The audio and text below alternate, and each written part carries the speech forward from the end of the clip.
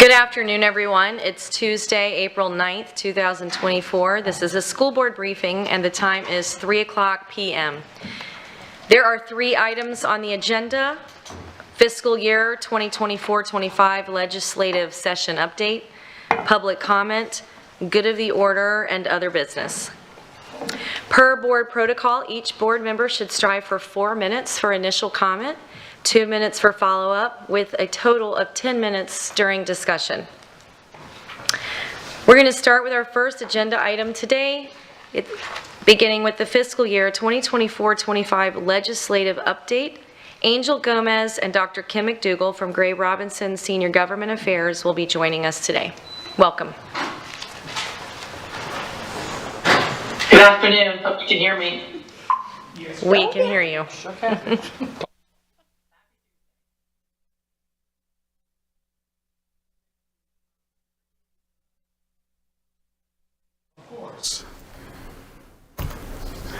Good afternoon, greetings, Madam Chair, esteemed board member, Superintendent Savage, and School Board Attorney Dupree Bruno.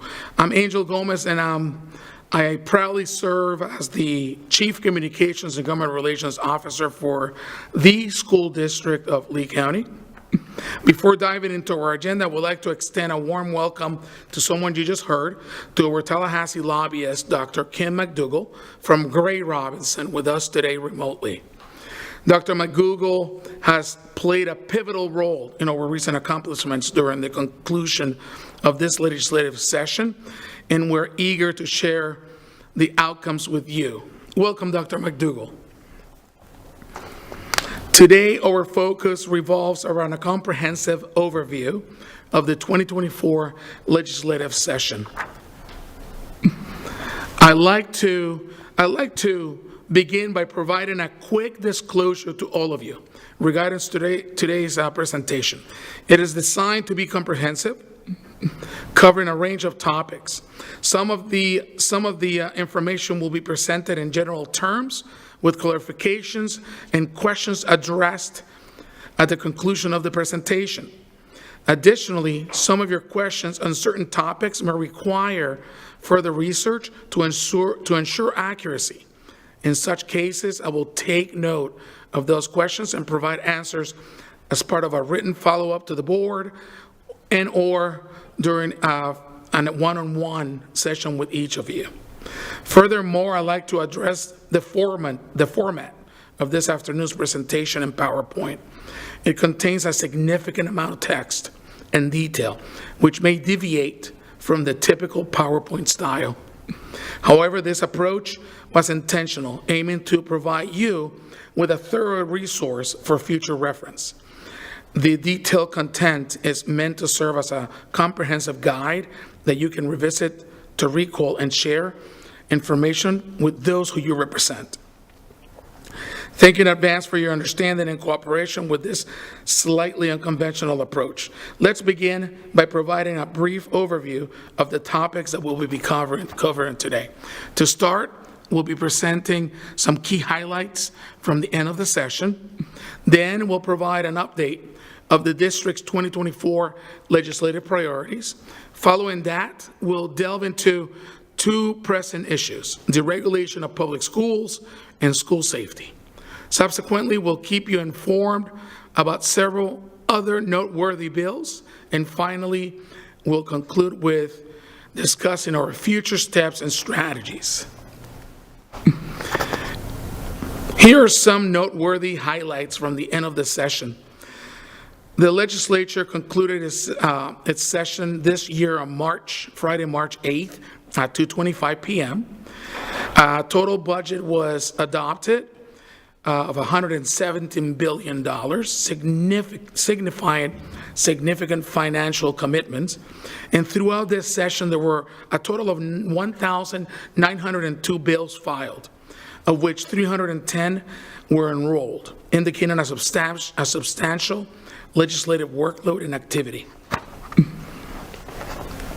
Now let's shift our focus to the district legislative priorities for this year. Under the category of deregulation of public schools, our primary request was for all schools to have equal statutory flexibility. To address this, the legislature passed Senate Bill 7002 and 7004. We will delve into the details of these bills and illustrate how they impact our district further into this presentation. In our increased student achievement section, we advocated for a minimum 5% increase in per-student funding. Additionally, proposed two appropriation projects, $2.1 million for Phase 2 construction at Cape Coral Technical College and $2.5 million for the Fort Myers Technical College East Annex Phase 1 pre-construction phase. While the pre-student funding increased by 2.75%, both of our appropriation projects were funded and now await governor's approval. Let's talk safety. Safety was another crucial aspect of our legislative priorities. We urged for an increase in the Safe Schools allocation within the Florida Education Finance Program, resulting in $40 million overall increase statewide for a totaling of $290 million funded. Furthermore, we sought support for two appropriation projects, $1 million for safety and security enhancements and mobile disaster response vehicle, and $500,000 for the expansion of after-school programs. We secured the $1 million for safety enhancements and mobile disaster response vehicle. However, unfortunately, the $500,000 appropriation for expanding after-school program was not funded. Continuing with our legislative priorities update, we focus on addressing challenges related to teacher certification and retention, post-Hurricane Ian recovery, and school facilities utilization. We advocated for legislation permitting retired classroom teachers to return to teaching after 6 months instead of the current 1-year requirement. This request was addressed with the passing of House Bill 151, allowing both classroom teachers and administrators to return not after 2 months, but after 6 months with non-negative impact with their, to their FRS. Additionally, we aim to exclude school social workers from the instructional staff required to take and pass the professional education exam. We also set out extension to the increase of the continuing contracts threshold and proposed the inclusion of all pre-K classes and programs in the Department of Education's Florida inventory of schoolhouses calculations. Unfortunately, these issues did not progress during this legislative session. Senate Bill 7002 introduces significant reforms to address the deregulation of public schools initiative. Here are some of the key highlights. For flexibility salary determination, districts are empowered to set salaries for instructional personnel, incorporating factors like advanced degrees. Collective bargaining policies. The bill identifies policies exempt from collective bargaining limitations, allowing districts more autonomy in decision-making. Streamline certification requirements, simplification of initial and renewal professional learning requirements for educator certification, now extending to BPK teachers. Notably, alternative testing options such as SAT, ACT, CLT scores can fulfill the general knowledge test requirements. Fee waivers. Educators pursuing in-field elementary ESC certification are eligible for fee waivers, easing the financial burden associated with certification requirements. Inactive certificate status. Teachers temporarily leaving the profession or transitioning to non-certification requiring educational settings can shift their teaching certificate to inactive status, facilitating a smoother re-entry into the public school system. Expanded certification coverage. Charter school teachers now have more opportunity to add coverages to their certificates. Teacher apprenticeship program expansion. The bill that addresses this, the bill broadens actually eligibility criteria for the teacher apprenticeship program, offering a promising pathway for aspiring educators to enter the field and eventually become certified teachers. Continuing with Senate Bill 2, financial simplification streamlines financial requirements for school boards, enhancing efficiency in financial management. Modernize notices, allowing the transition from newspaper to website to certain notices, adapting to modern communication preferences. Improve reporting, which implements a more effective timeframe for financial reporting. Facilities management, which enhances school boards' ability to plan and manage facilities. Expanding revenue use options and eliminating certain survey requirements. Emergency shelter support. Provide staffing support for emergency shelters, ensuring safety under local emergency plans. Construction flexibility, which offers flexibility in construction, including adjustments to cost per student station limits and state requirements for educational facilities. Administrative efficiency, allowing delegation of authority to superintendents for efficient district policies. And lastly, modernize meetings. Permits online meeting notices and electric notifications for student issues with parental opt-in requirements. Moving to Senate Bill 7004, another part of the regulation of public schools, the following provisions are addressed in this bill. It identifies students in grades K through 2 with significant deficiencies in reading or math, requiring parental notification and input on retention, with options for additional support.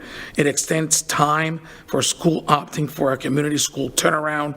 It delays implementation of changes to the school grades model until the following school year. It streamlines the process for districts to adopt state-required instructional materials with set timelines. It provides districts with greater flexibility in offering virtual instruction. It allows districts flexibility in offering BPK summer programs with adjusted reporting requirements. It eliminates various supports and reports and programs, simplifying administrative procedures. Moving on to House Bill 1473, let's focus a little bit on school safety. This bill modifies the Chris Hickson, Coach Aaron Fies, and Coach Scott Beagle Guardian program. It clarifying cost responsibilities for private schools and accepting certified individuals for certain training requirements. It shifts the focus on training to the escalating incidents and introduces new reporting requirements overseen by the FDLE. Additionally, House Bill 1473 establishes new perimeters and door safety requirements for school districts and charter school governing boards to comply with by August 1st of 2024. These include keeping routes securely closed, locking classroom doors during class time, and implementing progressive discipline policies for any of those who violate. Continuing with House Bill 1473, the Office of Safe Schools, OSS, it mandates this office to develop and adopt a Florida School Safety Compliance Inspection Report by August 1st of 2024 to document compliance with state safety requirements. It happens every 3 years, every 3 years or so, announce inspections of all public schools using this report will be conducted by the OSS. with associated reporting and acknowledgement requirements. Principal and charter school administrators whose schools are found to be in full compliance may be eligible for a bonus program. It also mandates that by December 1st of 2024, the OSS must evaluate the distribution methodology for the Safe Schools allocations, and if necessary, make recommendations for an alternate distribution methodology. It also mandates to designate in all classrooms and instructional spaces within schools, in a clear and conspicuous way, an area designated as the safest area where students should shelter in place during an emergency. These safe areas must be identified to students within the first 10 days of the school year. Criminal penalties on individuals who knowingly and willfully operate drones over pre-K through 12 public or private schools, or allow drones to make contact with schools, with some exceptions. And also mandates public schools, including charter schools, to provide age-appropriate instruction on the use or misuse of our 4to5 app, the state's mobile suspicious activity reporting tool, within the first 5 days of school. And finally, it mandates the establishment of a grant program administered by the FDLE to support school safety efforts in private schools, subject to appropriation. Now, I'll pass the microphone so you can hear a different voice. I'll pass the mic over to the esteemed Dr. Kim McDougall from Gray Robinson, who will be providing updates on additional bills. Dr. McDougall? Afternoon. And Angel, thank you for that update on your priorities. And I can't really start without saying, number one, thank you to the superintendent, Angel, for your help, for your leadership and gathering information so we could have impact on bills that we're moving through the legislature. But it was very important that your school board, your superintendent came up to Tallahassee and to help, proffer your priorities. I think we had great success this year. And I also think you guys have one of the best legislative delegations. And we need to give a huge shout out to, obviously, Senator Albrecht, incoming Senate President. You have Representative Otana, you have Representative Esposito, Representative Giambardo, Senator Martin. He had the big lift. Obviously, he carried all of your appropriations. So big shout out to Senator Martin. Obviously, Senate President Pasadomo, and the deregulation bill 7002, 7004, that was a huge priority of President Pasadomo. So without President Pasadomo, we wouldn't have gotten as much deregulation legislation passed this year as we did. And good news is, I believe the House and the Senate may be willing to do additional deregulation bills next year. So that's great. And of course, could not forget Representative Persons Malika and Representative Roach. They're always accessible, available, and they're supporters of the school district. So I'm very grateful and thankful for the work that they do on behalf of the school district. So it was a team effort for everyone on your priorities. And then there are some other bills of interest that we need to put on your radar since you're constitutional officers and you have a big, tough job. It's very helpful to know at a high level kind of the other bills that were out there. And the previous bills that Angel gave you a briefing on, those bills have not yet been sent to the governor. Some of the bills that I'm going to talk about and bills of interest that did pass, a few have already been signed, so I'll make sure to let you know the bills that have been signed. So the first bill that I'm going to talk about is online protections for minors, House Bill 3. It was actually approved by the governor March 25th, one of the first bills that he signed. And so even though this isn't directly related to education, I'm sure you probably read about it in the news. So basically, this bill requires social media platforms. It prohibits minors younger than 14 from entering contracts with social media platforms to become account holders. So if you're under than 14, you can't have a social media account. If you're 14 or 15 and you have parental consent, you can have a parental or guardian consent, you can have a social media platform account. So that was signed, so that is current law today. The next bill I'll be talking about is House Bill 49. and it relates to employment of youth. And this was also approved by the governor on March 29th, and it clarifies that minors 15 years or younger may not work more than 15 hours in 1 week when school is in session. So that's why you need to know, because it does relate to when they can work based on when school is. There are some caveats in the bill. But it does provide an exception for minors 16 and 17 to work for more than 8 hours in any one day when school is scheduled the following day. The day of work is a holiday or a Sunday. So you can work late on Saturday or on a holiday, if the next day is a holiday. And it provides that the cap of 30 hours per week when school is in session for minors, 16 and 17-year-olds, but may be waived by a minor's parent or custodian by the school superintendent or designee. And then it also allows minors 16 and 17 years old to work more than 6 consecutive days in any 1 week by lowering the age limitation to minors 15 years or older. The next bill I was going to talk about is House Bill 1403. This bill has not yet been sent to the governor. And you may remember from last year, we had House Bill 1, which was a universal voucher scholarship bill. 1403 was a bill that's really, it's not a glitch bill. It's just when you do such a massive comprehensive policy bill, the next year the legislature comes back, and once it's been implemented for a little bit, there's an opportunity to make changes to make the bill work even better. So basically, House Bill 1403 expands eligibility for the Family Empowerment Scholarship and the Florida Tax Credit Scholarship programs to the dependent children of an active duty member of the United States Armed Forces who has received permanent change of station orders to Florida. So they're welcoming the military families, which is a great thing, into the scholarship choices.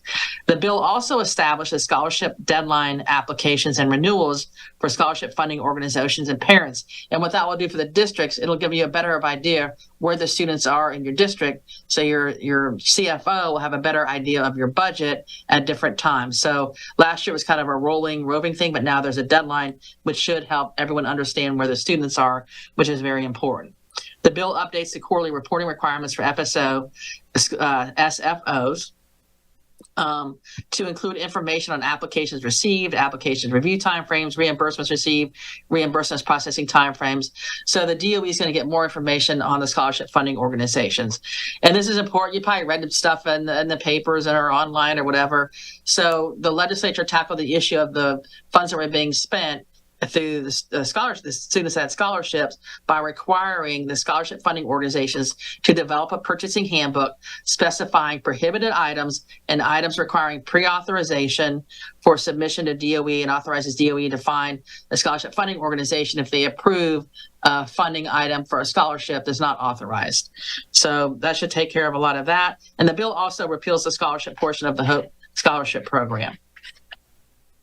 Then moving on to Senate Bill 46, this is the RAISE program, and it was approved by the governor on April 2nd. And basically, in a nutshell, this bill authorizes school districts participating in the RAISE program to offer tutoring after school and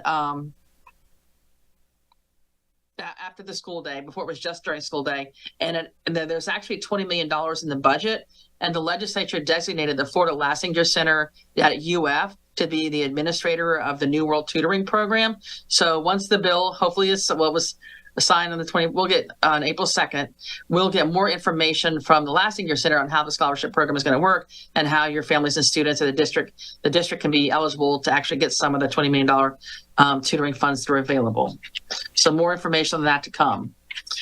And then the next bill, this has not yet been sent to the governor. It has a lot of different things in here, but some of the big provisions of House Bill 1285. So it makes a number of changes to the public schools regarding school improvement accountability. The bill requires any changes made by the State Board of Education to components in the school grades. You're all aware of the school grades. Model or school grading scale must go into effect at the earliest in the following school year. Because if you go back and look at school grade changes, sometimes there's legislation and sometimes it's impacted that year, when normally districts are given a year or 2 years to implement it. So now at the very earliest, any school grading changes can be made is the following year. So I think that's a fairness provision in the law, so that's great. The bill specifies the responsibility of a school district implementing a turnaround plan for a public school which is reopening as a charter school. There's lots of requirements in there. The bill expands Florida supported military families by creating the Purple Star School district program. So you probably have some Purple Star schools, and it's about all being a very military-friendly schools. You get a certain designation if your schools meet that, so that's another great program. Switching gears a little bit, the bill authorizes school districts to assign disruptive students to a disciplinary program or alternative school setting, but prohibits assigning students based solely on having a disability, which I think we can all understand. The bill also revises a process to object to district school material. So there's language in this bill that says if you're not a parent or a guardian of a student in your district, you're limited to one instructional material objection per month. So it changed that a little bit. The bill also authorizes the Commissioner of Education to appoint and remove the executive director for the Education Practices Commission, and requires the State Board of Education to adopt rules for the issuance of a classical education teaching certificate. The bill also makes adopted instructional materials available to teacher preparation program. And then at the very end of the bill appropriates $250,000 in non-recurring funds to DOE for International Baccalaureate teacher bonuses. So you can see it's just a bunch of different issues that impact the school district in House Bill 1285. So I'm going to go to the next bill. The next bill is House Bill 537. And this bill establishes a 2-year music-based supplemental content to accelerate learner engagement success, the M-Scales pilot program within the Department of Education, and it's intended to assist districts in adopting music-based supplemental materials that support STEM courses for middle school students. So it's basically using music to get students interested in STEM courses, which is pretty cool. There is a pilot program. It's Alachua, Marion, and Miami-Dade. They get $6 per student. So that's pretty cool. It's tying STEM and music. The next bill, Senate Bill 7032, this is the big gate bill. So the whole purpose of this was driven by the Senate, and this bill has not been sent to the governor. The purpose is aimed at re-engaging students who have withdrawn from high school by providing opportunities to earn career education credentials while also completing a standard high school diploma or equivalent credential. So there was some talk last session about, well, do we create a CTE diploma? Well, how do we do a CTE diploma? It didn't pass last year because we don't want to lower standards, but not everyone's going to college. So there was lots of debate and discussion. So the Senate came up with the GATE program. So the bill provides eligibility criteria for students to enroll in the GATE program and defines the career education programs and certificates that can be offered in the GATE program. And in order to lift up and support the GATE program, that's where you have the 4 things. It's an alternative program. It's also a GATE scholarship program where you don't pay tuition and fees. There's a GATE startup grant program to help create more career and tech eds in rural areas to get students the alternative programs, and then a GATE program performance fund to incentivize school districts to participate in the GATE program. So it's pretty cool, lots of information and requirements. The next bill is House Bill 187. And this was in there just kind of to put in the context of things that were happening during session. This bill includes contemporary examples of anti-Semitism and states that the purpose of the definition is to assist in the monitoring and reporting of anti-Semitic hate crimes and discrimination, and to make residents aware of and to combat such incidents in the state. It was hard for the courts, law enforcement, to implement a hate crime, so they put in legislation what defines anti-Semitism based on the working definition developed and adopted by the International Holocaust Remembrance Alliance. And then we go on to more career and tech education. House Bill 917 has not yet been sent to the governor.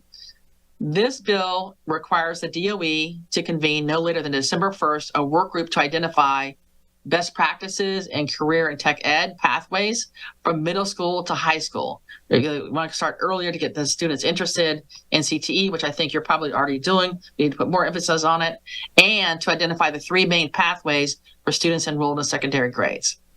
The bill also expands the duties of the Office of Reimagining Education and Career Help to include coordinating with the DOE, the Department of Commerce, and CareerSource Florida to publish and disseminate, this is pretty cool, a statewide CTE education asset map by March 1st, 2025, informing workforce and industry partners of opportunities to expand CTE in the state. So that will help you determine what kind of CTE programs you want to operate based on what's going on in your school district. But I think you probably already work with your local workforce agency, but this will be additional information, and you can kind of see what everyone's offering. The bill also authorizes a school district and Florida college system institution to exempt from post-secondary CTE programs basic skills requirements for a student who possesses a high school diploma from an eligible private school, for a student in a home education program or a personalized education program, a signed affidavit submitted by the student's parent or legal guardian. So just make sure that you understand that, because then those students will now be exempt from some basic skills requirements. The bill also authorizes district school boards as an alternative to the required annual career fair to consult with local workforce development boards, advisory committees, and business groups to determine free or cost-effective methods to provide other career and industry networking and exposure opportunities for secondary and elementary students. So that was House Bill 917. So the next bill we're going to talk about is House Bill 833, the Florida Seal of we're going to talk about the Florida Seal of Fine Arts, House Bill 523, sorry. And this bill establishes the Florida Seal of Fine Arts program to recognize high school graduates have met specified criteria in fine arts by having an appropriate Seal of Fine Arts affixed to the student's high school diploma. That is really cool. I never would have qualified, but that is great for people that are very creative and that keeps them in school and engaged. That's amazing. Then the next bill is House Bill 833. This was signed by the governor on April 2nd. And this is the short-acting bronchodilator use in public and private schools. It provides, and the purpose is to provide access to life-saving interventions during a student's respiratory distress at a public or private school. The bill authorizes a public or private school to acquire and stock a supply of short-acting bronchodilators and components for a wholesale distributor, or to enter into an agreement with wholesale distributor or a manufacturer for short-acting bronchodilators and components at fair market, free or reduced prices. The bill authorizes specified healthcare practitioners to prescribe short-acting bronchodilators and components in the name of a public school or private school. And then the bill also outlines criteria for individuals authorized to administer these short-acting bronchodilators and components to students at public and private schools, and requires schools to inform parents of the school's adopted protocols, this is y'all, adopted protocol, and obtain parental permission before administering short-acting bronchodilators or components to a student in respiratory distress emergencies. The next bill we're going to talk about is school chaplains. This is House Bill 931, not yet sent to the governor. The bill authorizes each school district or charter school to adopt a policy to allow volunteer school chaplains to provide support, services, and programs as assigned by the district school board or charter school governing board to students. The bill requires each volunteer school chaplain to meet statutory background screening requirements for individuals who will have direct contact with students. So if you choose to do that, you'll need to come up with a board policy. House Bill 1291. This is educator preparation programs, not yet sent to the governor. And so teacher preparation programs, EPIs, educator preparation institutes, and professional learning certification programs are the 3 DOE-approved pathways for individuals to receive the education necessary to become certified teachers in Florida. School leader preparation programs enables aspiring teachers to obtain their certificate in educational leadership. This bill prohibits teacher preparation programs, EPIs, and professional learning certification programs, and level 1 and level 2 school leader preparation programs from distorting significant historical events or including a curriculum or instruction that teaches identity politics, violates the Florida Educational Equity Act, or is based on theories that systemic racism, sexism, oppression, and privilege are inherent in the institutions of the United States and were created to maintain social, political, and economic inequities. So make sure of your EPIs, make sure what you're doing. 1291 is very important. The next bill is House Bill 1317, not yet sent to the governor. This is patriotic organization. The bill defines the term patriotic organization as a youth membership organization serving young people under the age of 21 that is listed in specific sections of Title 36 United States Code with an educational purpose that promotes patriotism and civic involvement. The bill authorized, but does not require, a school district to allow a representative of a patriotic organization the opportunity to speak with and distribute informational materials in a classroom setting to students, or allow a patriotic organization to have displays at schools within the district. The bill requires a school district that authorizes organizations to have displays at the school district. The bill requires a school district that authorizes access by a patriotic organization to provide a specific day and time for the patriotic organization to speak to students, as well as providing notice to parents of such presentation that permits any parent to withhold consent for his or her child to participate. And obviously you can see on the slide the organizations: Big Brothers, Big Sisters of America, Boy Scouts of America, Boys and Girls Clubs of America, Civil Air Patrol, Future Farmers of FFA, Girl Scouts of the United States of America, Naval SEAL Cadets, Little League Incorporated, and Marine League Incorporated. Those are the patriotic organizations that were defined in statute. Then our next bill is Senate Bill 994, Student Transportation, not yet sent to the governor. And basically, this bill made additional changes to the bill that passed last year that allowed cameras on your school buses. It kind of changed, as I said, last year when the legislation was passed. It was like you can sign up and have cameras on your buses and in your school zones, but then the money would go to keeping that program up. But now you can actually use that money to help recruit and retain bus drivers. So it's pretty cool. A couple of other little changes in there, but I think we're making good progress on that. And the next one is Senate Bill 1264, History of Communism. This has not yet been sent to the governor. This bill requires, beginning in the 26-27 school year, instruction in public schools on the history of communism that is age and developmentally appropriate. The bill specifies topics that must be included in such instruction. So the DOE obviously is going to have to prepare and offer standards for the required instructions, and allows the DOE to seek input from victims of communism, an organization dedicated to the victims of communism. So DOE's got a little bit of work to do on the standards. And so that is a very quick tempo, because I know you guys have been reading all the information, the materials that I've been sending on your bill reports. And I'll still do the weekly bill reports to tell you where and when the governor has taken action on education K-12 related bills. I'm happy to try and answer any questions. Angel and I have been working as a team, as well as your interim superintendent, Dr. Savage. It was a great team effort. McDougall, so much. I want to, I don't know if I should apologize, or I told you it was going to be thorough. A lot of bills, there's a lot of stuff in there. There's no way that this is a resource for you, okay? I want to bring attention to something that I forgot to mention, and I actually made it so it will be highlighted. This year, under your direction and the superintendent, we asked for $6.1 million of appropriation project funding.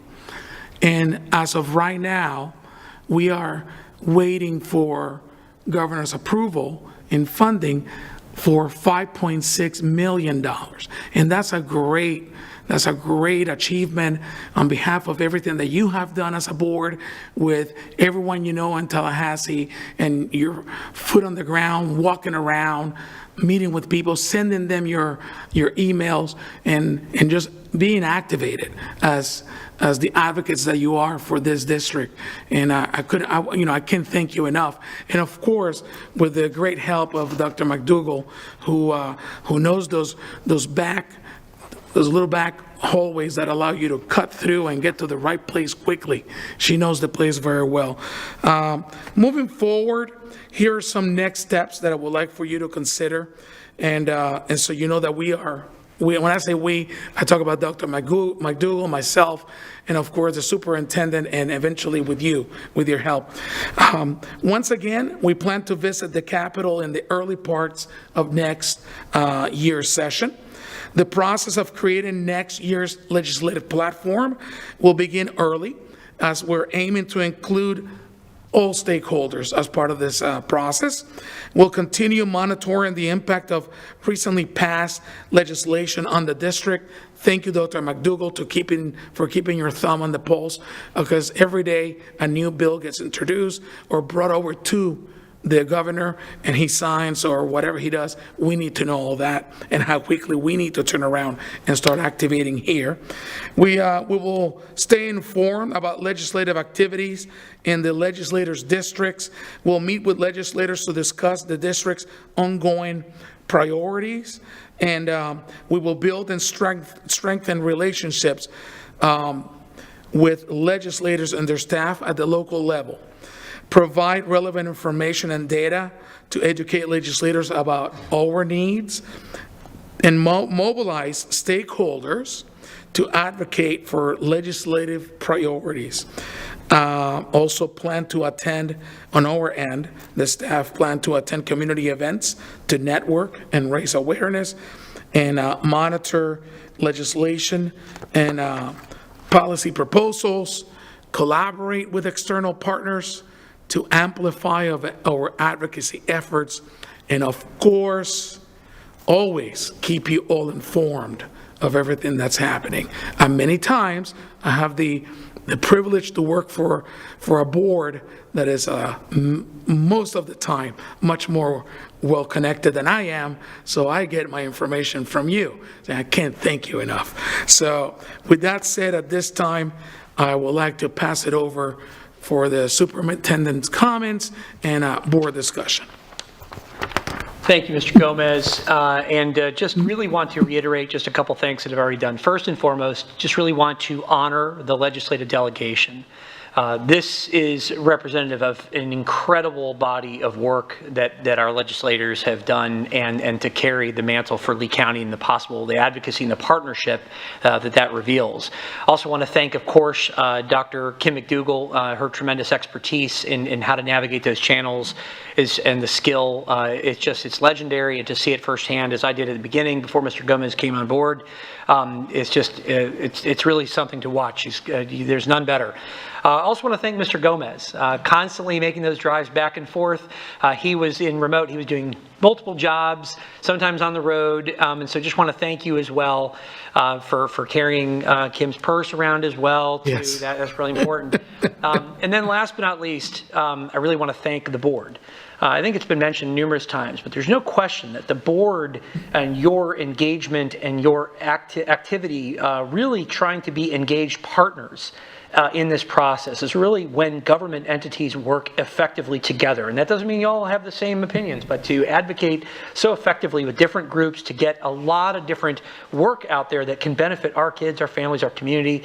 It really is a credit to each of you individually and collectively in your work. The only piece of information I want to make sure I added on substantively to what Mr. Gomez said was just about reminding also the board's work with Neola. One of the benefits of having a Neola piece is that additional analysis after the laws are eventually signed and put into law, then they are analyzing their policies and reviewing and making those recommendations. So there's just that Neola update. I want to make sure I mention that, because now you don't just have our staff who are engaged in the impact and our attorney team, but you have attorneys that work for that company, and they work for districts all across the state. So that's just, again, one more very proactive step that the board has done to try to help make sure that we are on the cutting edge of, as something becomes law, how is it reconciling with our current policy, and then what does that then look like on the procedural side of it as well. And that's another piece of our administrative side that I just want to make sure I gave a light to. But again, first, gratitude was most important.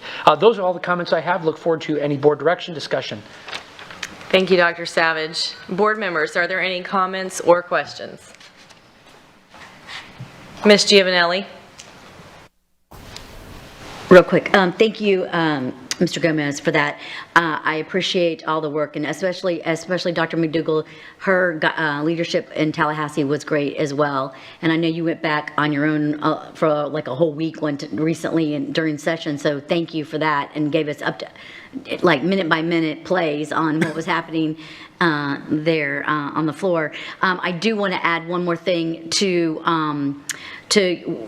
we had great leadership with Dr. Bernier when he was the superintendent in Tallahassee as well. And I think that played a key role in the success that we had recently in Tallahassee. So I just wanted to give kudos and that recognition. So thank you.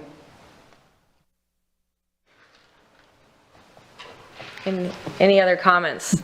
Mr. Persons? Kim and Angel, I believe next year the session will start later, being it's not an election year for them. Correct. So, but I still hope that we're going to be like on the first week we can get up there, because I think that helped a lot too, just getting up there early as a group, because I know there were a lot of other groups that went up much, much later, almost when it was too late to even meet with them. So keep that in mind. Yes. Thank you so much for that comment, Armor. Yes, second week of session, second week of committee week would be fantastic. And thank you. I know you and Sam were up here. You guys were all up here. I know you keep coming. A special connection with a certain House member, and it is what I just want to echo on what Interim Superintendent Savage and what Angel said. You guys are a fantastic board to represent and work with because you care and you're willing to put the time in and come to Tallahassee. They hear me. I arrange, and I know strategy, policy. But however, you're the local people making the ask of local people, and you're willing to come to Tallahassee. So you should all pat yourselves on the back. It was a great job, and thank you for everything coming up into Tallahassee and your guidance while you're in the district. Can't say thank you enough to y'all. Mr. Fisher. Thank you, Chair. Want to thank as well Dr. McDougall for all your guidance during this and your straight talk, as I will say. So it's been very much appreciated. So as well as Chief Gomez, thank you so much. I know we've had about 1 million conversations, it feels like, but you're really getting the work done. So I just want to reiterate, and I know we've talked about this. I've even talked to Dr. Savage as well as the rest of the board. I just want to make sure, again, and I know Ms. Persons kind of brought it up, that, you know, as we're doing this, let's continue to make sure we're focusing on, as we do this debrief, immediately what we can then start talking about for our next legislative agenda as early as we can. Even so session is later, I know we've all had that continuing discussion. So I just wanted to, you know, go back over that. And there's a lot of other opportunities. I want to thank again our local delegates and legislators. I also want to thank the governor's office. They've been really responsive with us and really helped us in some issues. So, but that's all I have. Thank you. Board members, anyone else like to comment? All right, I wanted to say thank you to Dr. McDougall as well as Mr. Gomez. Thank you for all the hard work. Ms. Giovanelli said it best when she said you literally, it was a play-by-play. So I appreciate those constant updates. There were some legislative priorities we had that you know, if you go back to slide 6 and 7, that did not move forward. But I know with hard work, and maybe we just need to go back to the table on some of those. There were a couple of notes I wrote down regarding a couple of the House bills that did pass on slide 13, HB 003. I'm going to try to get there myself too.